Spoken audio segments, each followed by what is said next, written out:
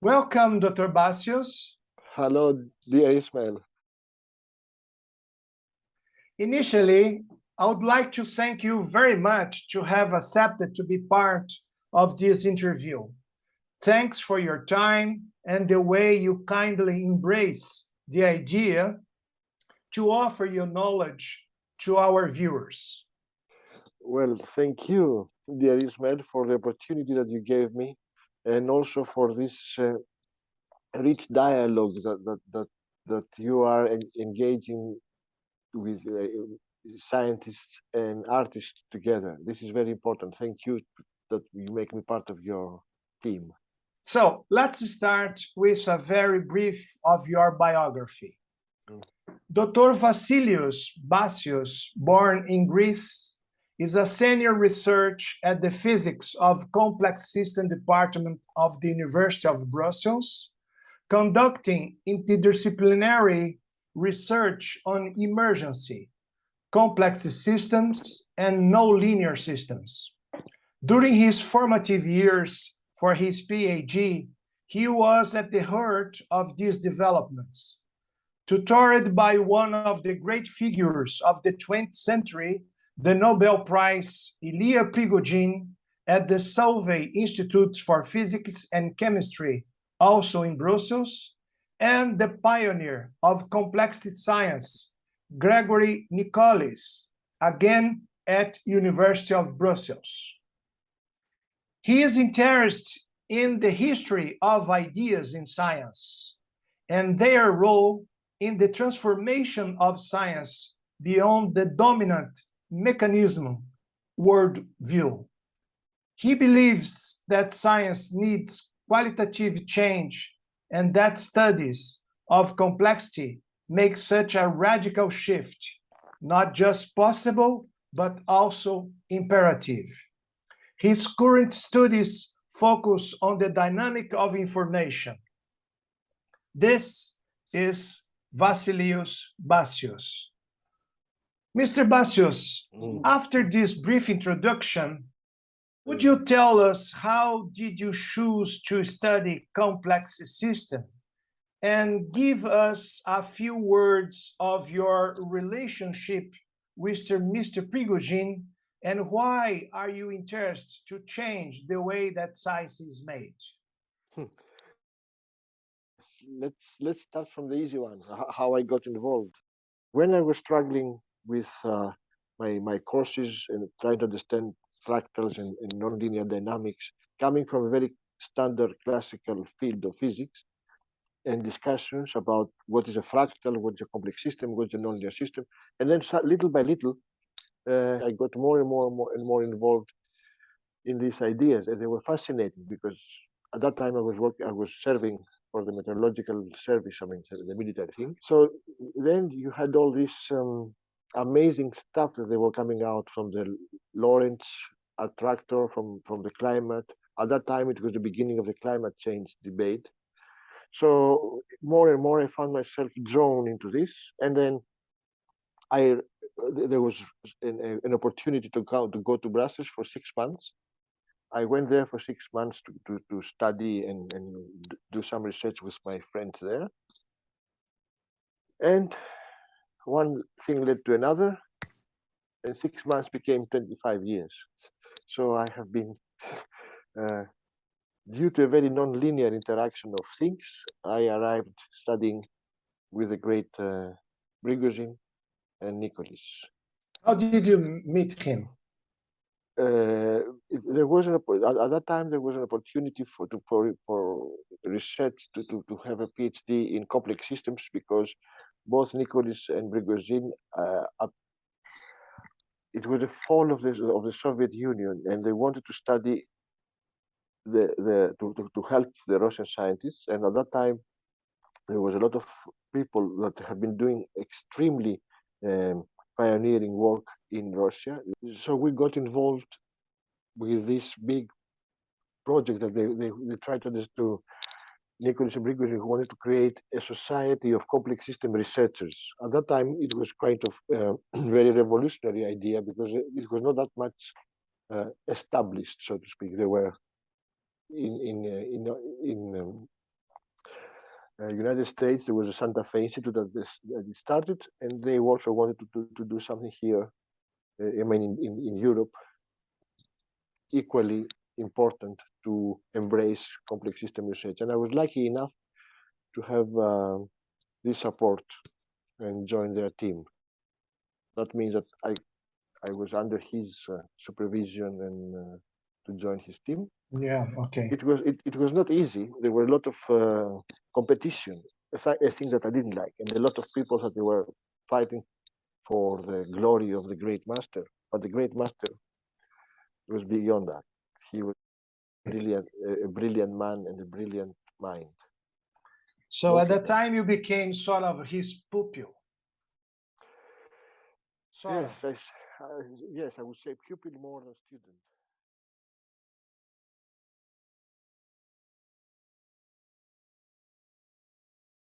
Chaos is such a misunderstood word. You see, for many people, chaos means disorder. Curiously, chaos, as studied in modern science, and many people speak of the new science of chaos, chaos is a type of order. It's a type of unstable order in which the temporal sequences are very complex. As you said, dear Ismail, in your question in the last part, I think it's not only my desire to change science as it is done, but I think it's very important that we reconsider our relations with nature. Therefore, we have to study nature and study also the nature of our studies, in the sense that this mechanistic, very simple, naive idea that I can take a whole, I can break it into little parts, I can understand the little parts, and then I can understand the whole, that has fallen many, many times. And the history of modern physics shows that, the history of old physics shows that, the things are very strongly interconnected, and we have to be careful how we approach the totality and the integral or wholeness or complexity of nature. The other thing is kind of, let's say, existential reason. This idea of cutting things into little pieces and try to understand them or try to exploit them has led us so far twice on the verge of a nuclear war. Everybody takes care of his own little part that he has carved out of the universe and he considered his own. And the whole humanity in the way of this way of thinking is not good, is not sustainable. We're not going well. And it's interesting the way you put the thing in terms of a reflexive approach, which means that you make sort of a feedback to our own study, which means that you put question the way the people put question stuff. Yes, and this comes naturally. Let me quote again Prigozhin. In his Order Out of Chaos, the classic book, he says somewhere, I think even in the back page, that our civilization has become very good in separating and cutting things and putting everything into little pieces, cutting everything into little pieces, so good that we forget how to put them back together. And in order to remember how to put them back together, we have to remember not only what we have reduced the whole to, but also from where we have reduced the whole to this part. So, continuing, in the year 2000, Stephen Hawking, in response to a question about the way that science is developing, he replied, I quoted, I think the next century will be the century of complexity, end of quote. He was referring to a set of scientific ideas that emerged at the end of the last century that allow us to understand better complex events like weather, the stock market, ecosystem, and so on. But one thing that confuses a lot of people is how to know the difference. How can one distinguish between a complex system and a complicated system?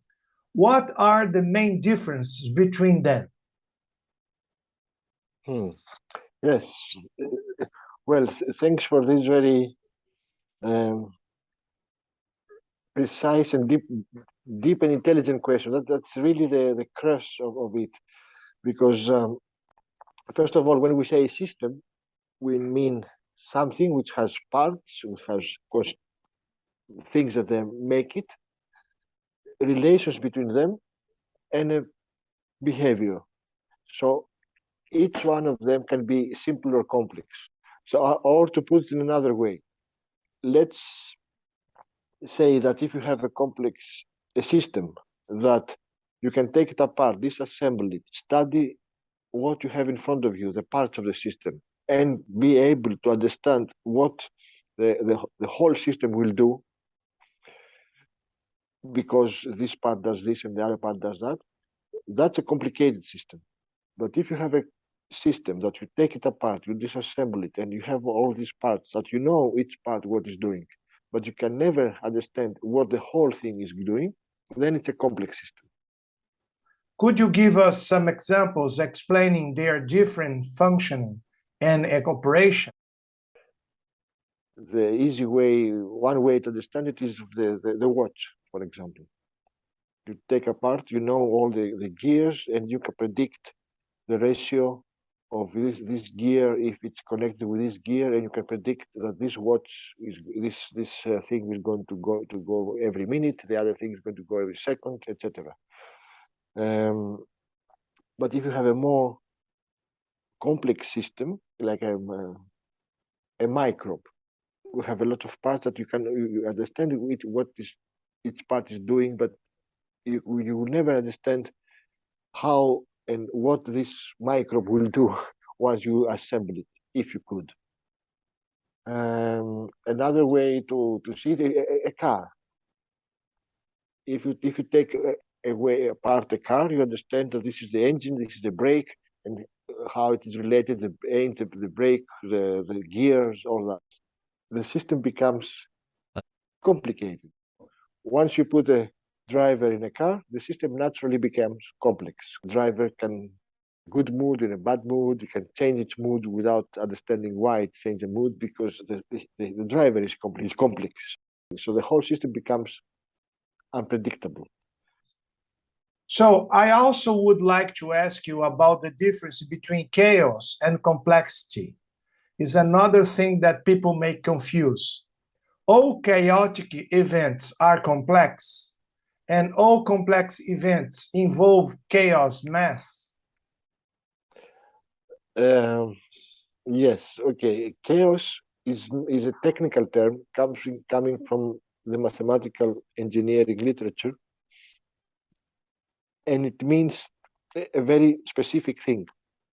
It means a system which is very sensitive on initial conditions.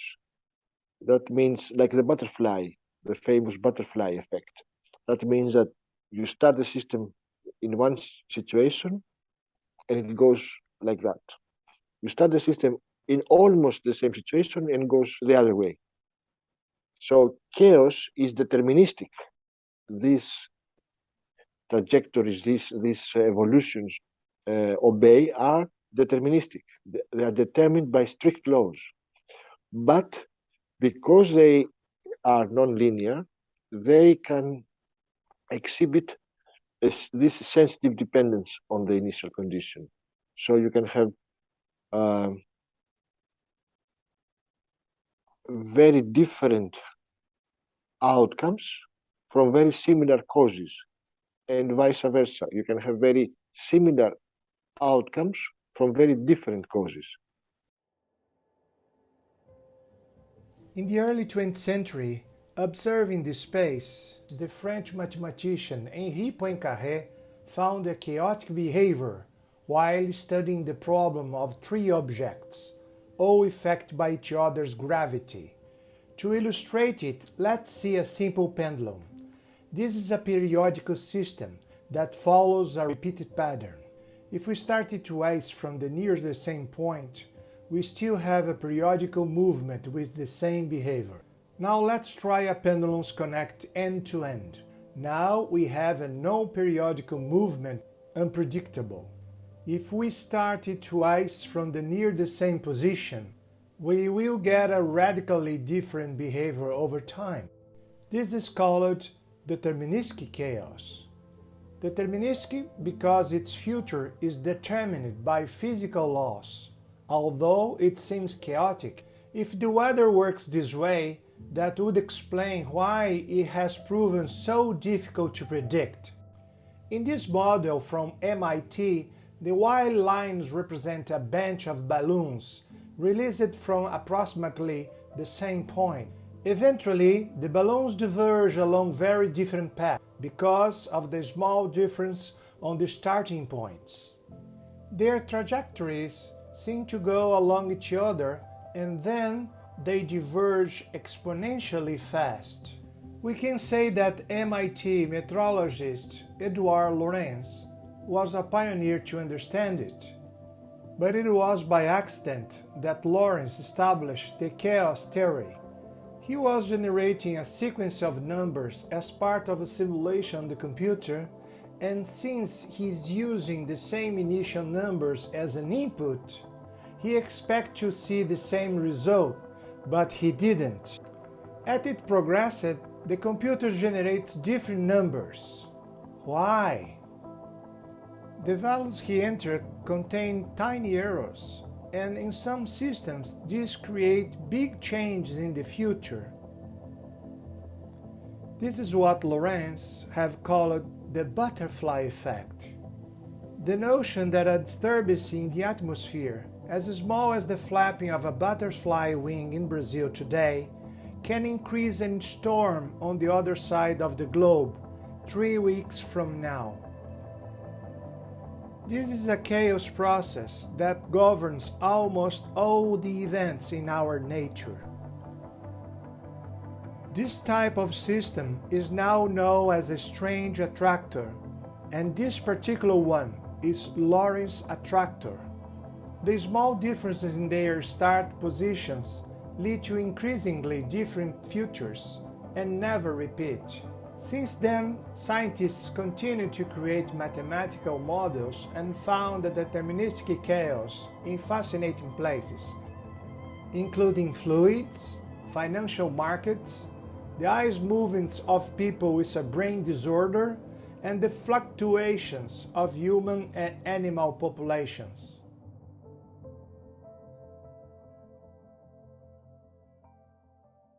So chaos in this regard to a chaotic system, it doesn't mean what the common sense think about chaotic, like No, totally mess. no, Uh, no. It's also the what we think about chaotic. It comes from Hesiod. No, this is not Hesiod chaos. This is mathematical chaos of the 20th century. okay, so is chaos predictable? No, it is deterministic, but not predictable.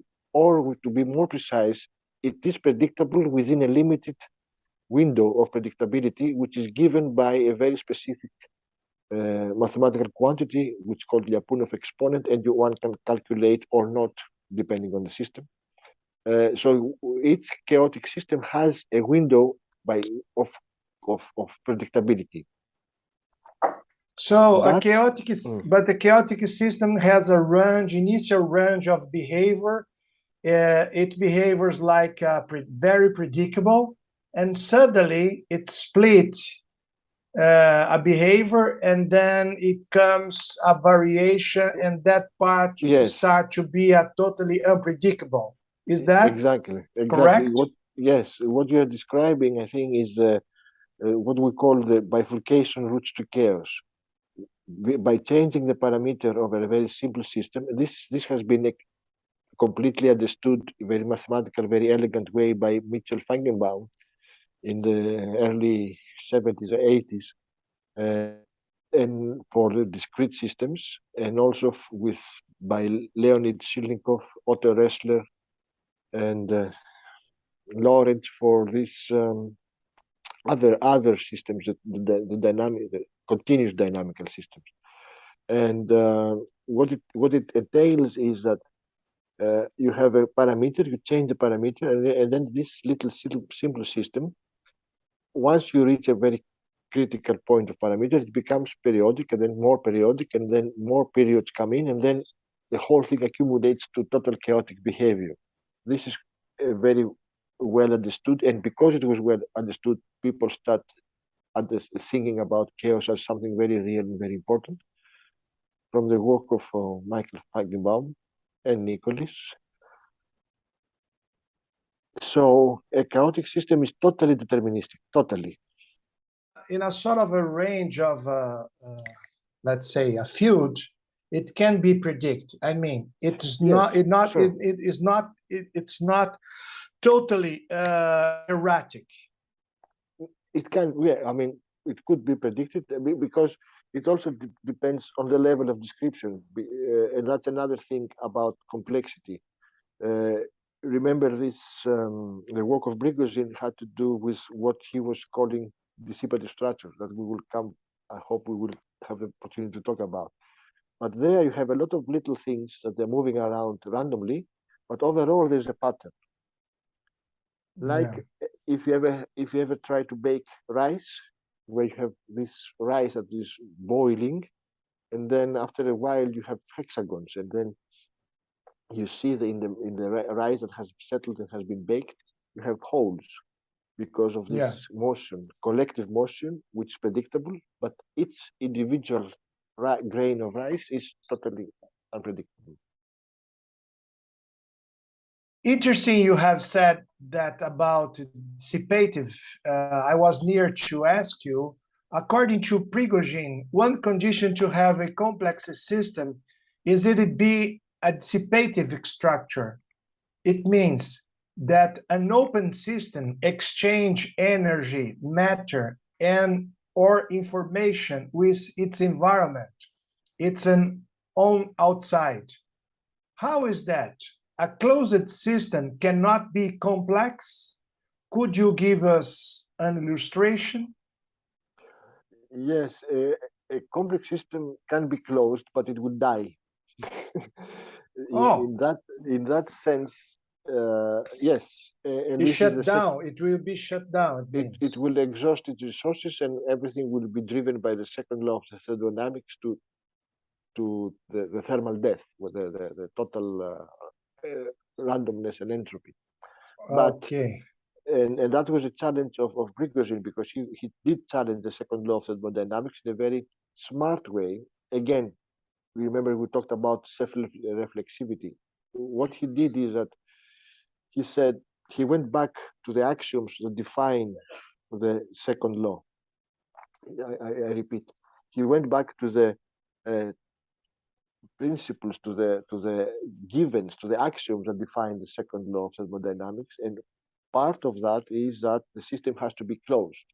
And then he realized that in the majority of the cases, so we can have an open system as a more general situation, and there, because improved, the second law of thermodynamics does not hold in the way we knew it.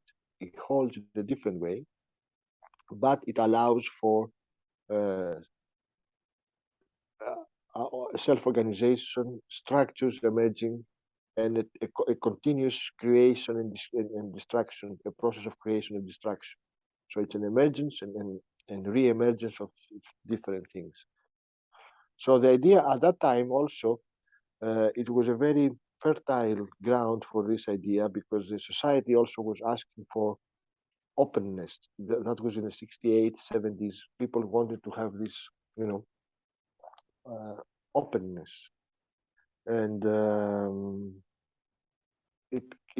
capture the imagination of the people and the intellectuals, not only the scientific people of his time, but also the intellectuals, the artists, and now a system which is, by opening itself to environment, exchanging mass, energy, and information, it allows the possibility of self-transformation, self-emergence, self-expression. I don't know how to say that. Let's call it also self-expression. I like that. So it is interesting because it reminds me some a property. I would say that anticipative property, which can be illustrated by the function of the cell's membrane.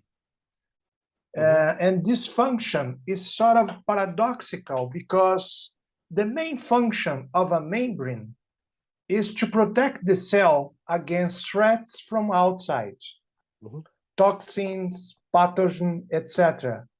At the same time, the membrane also works to exchange things and nutrients from outside, and this allows the cells to be alive.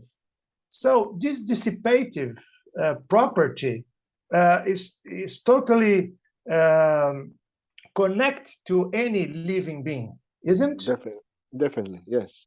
Consequences that they have for biology, these ideas of, as you say, the membrane, the exchange of information between DNA and RNA and proteins. Before we had one way that we understood that as a closed system. DNA makes RNA, makes proteins. Now we understand that there are very many feedbacks. DNA makes RNA, makes proteins, proteins make RNA, RNA make DNA. So they are all connected together.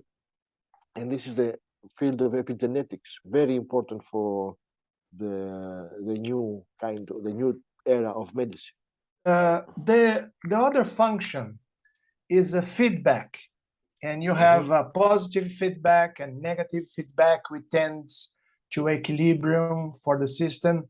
But on that regard, any complex system needs to have a feedback function or not? Definitely. Is there any complex system without a feedback function?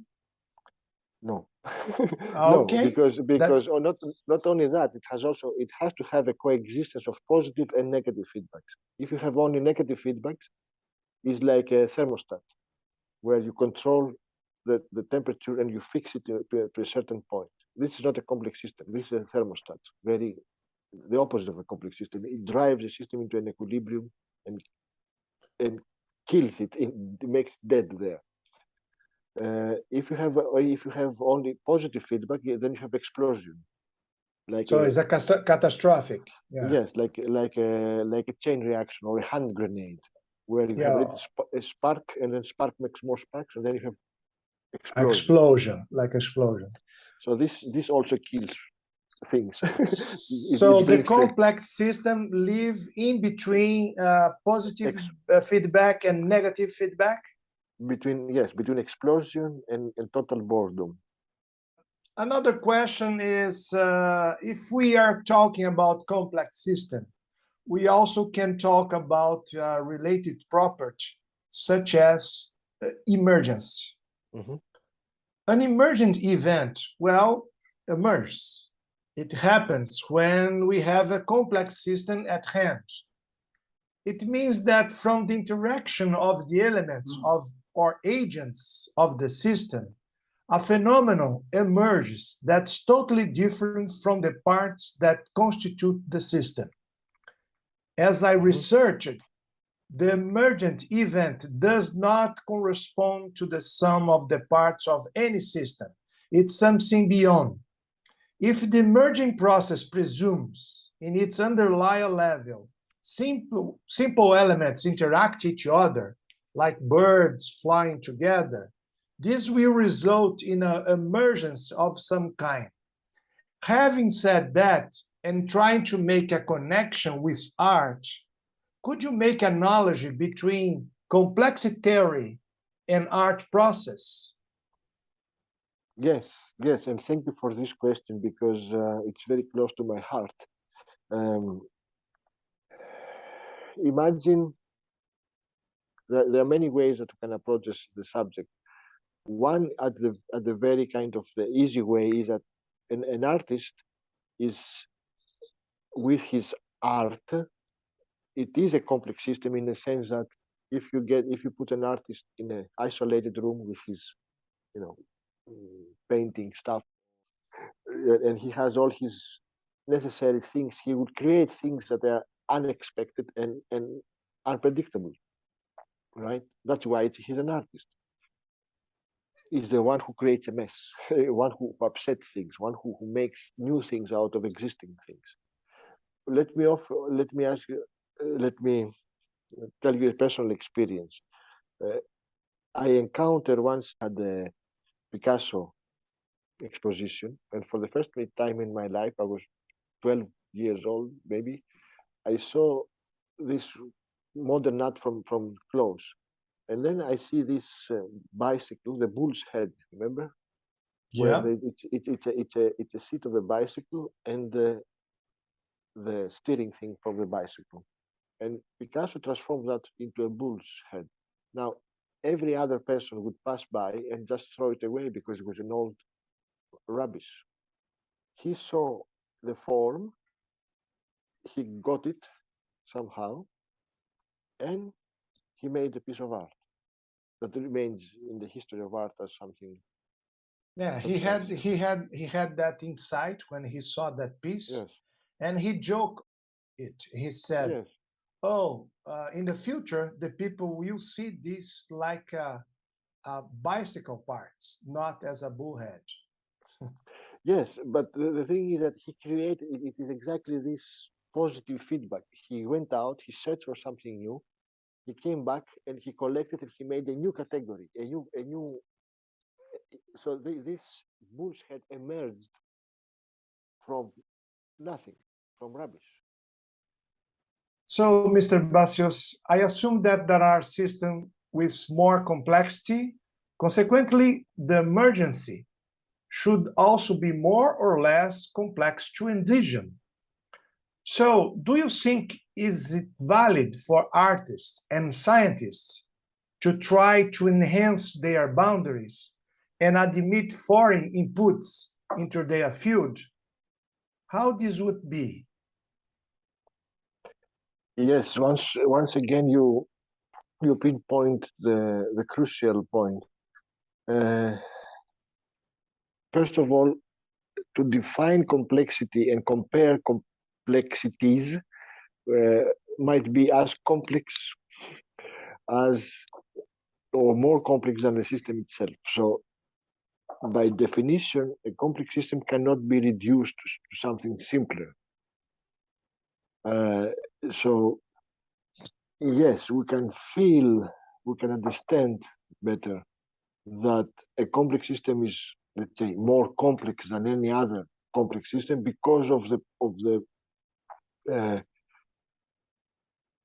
its behavior and of how, let's say, how many things emerge from that system. So which is totally unexpected, isn't it? Yes, yeah. That's why they are emergent. I mean, they don't. It's not something that is being produced. A factory is not a complex system because whatever it gets in, pigs get in, sausages get out. This is a factory, a simple, complicated, but simple procedure.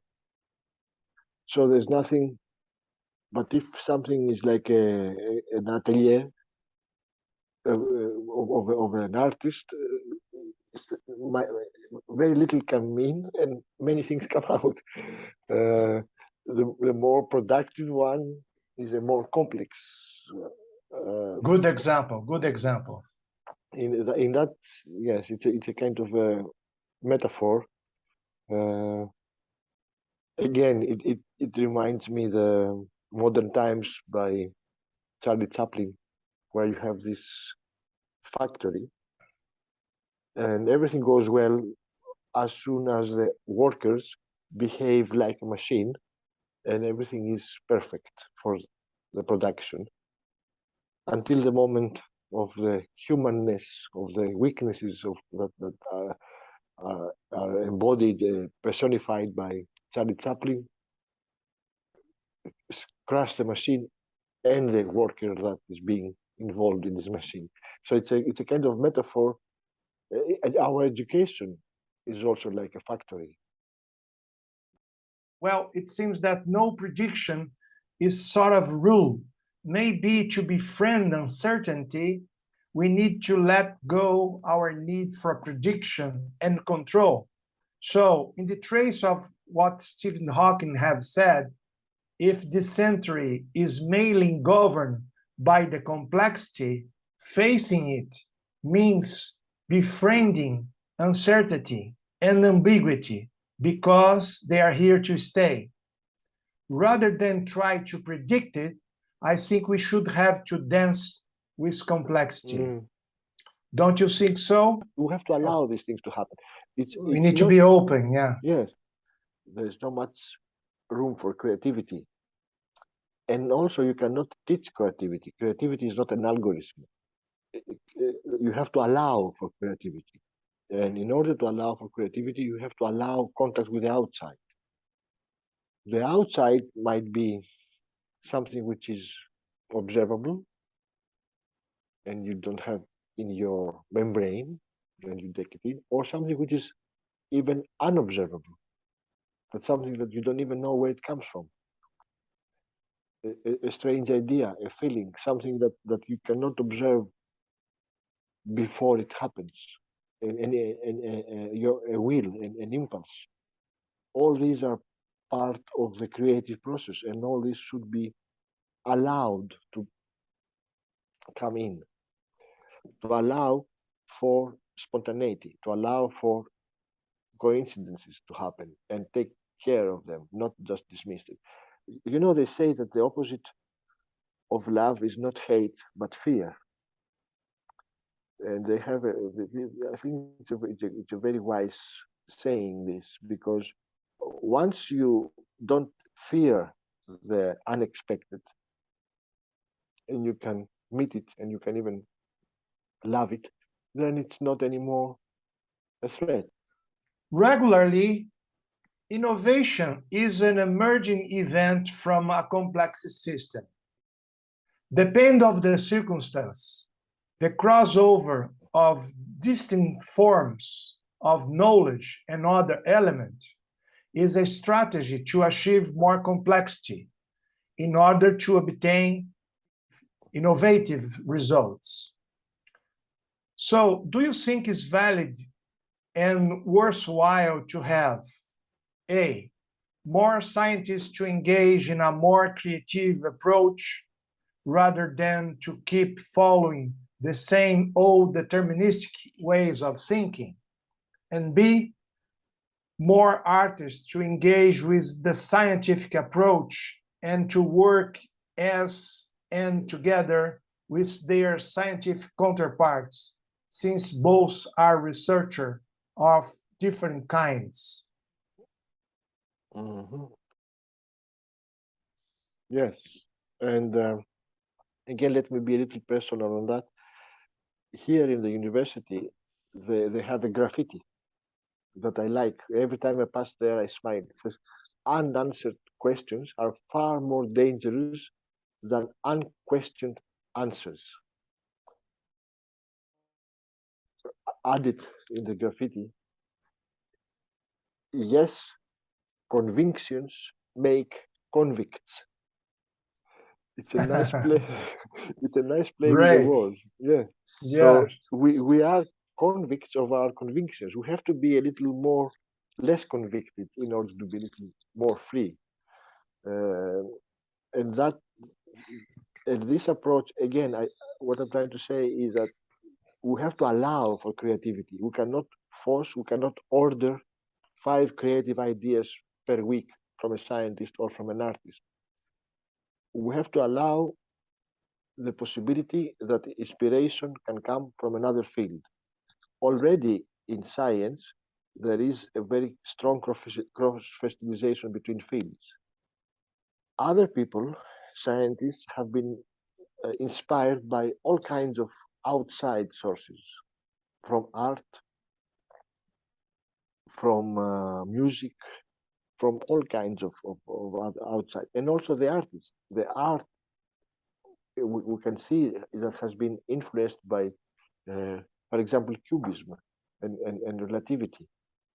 There are other, in the beginning, surrealism and Freudian psychoanalysis and Jungian psychoanalysis. You have all this in interplay, which is done not because, but in spite society's efforts to avoid it. So no matter how, because in the 1900s, 1930s, these were not, they were underground currents.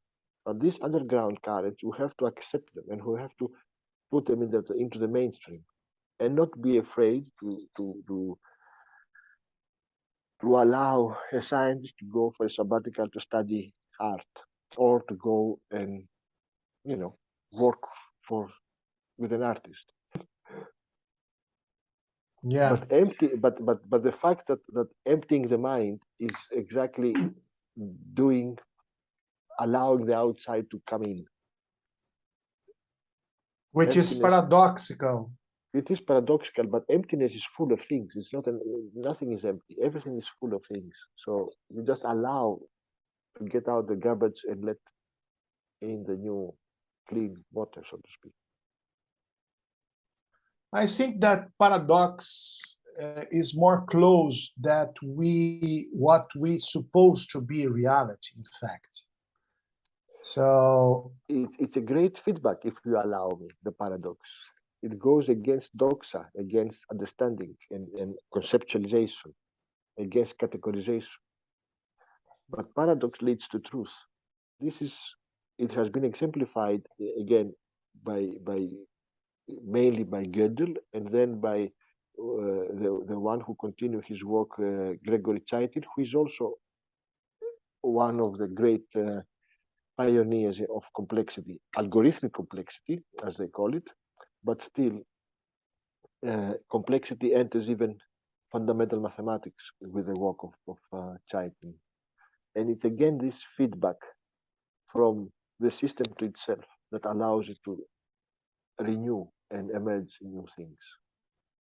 So, Mr. Basios, I would like to finishing this interview and really thank you again for this effort, for your time, and I allow you to say a final words to our viewers. Really thank you. Well, thank you, and I enjoyed every moment of it, and I'm grateful to you and your team for organizing all that. And I guess let's meet and enjoy and create together.